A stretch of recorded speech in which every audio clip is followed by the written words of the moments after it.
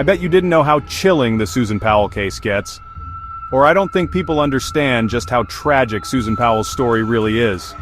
Susan Powell, a loving mother of two, disappeared on a cold December night in 2009.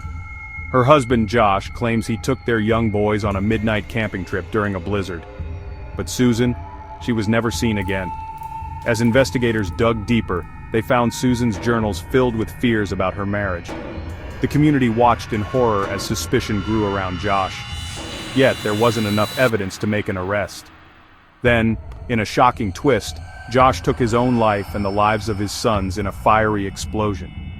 The tragedy left a community heartbroken and countless questions unanswered. Where is Susan Powell? Why did Josh take such drastic measures? The mystery remains unsolved, leaving us haunted by what might have been. Stay tuned as we delve deeper into this chilling and heart-wrenching case, because some stories refuse to fade away.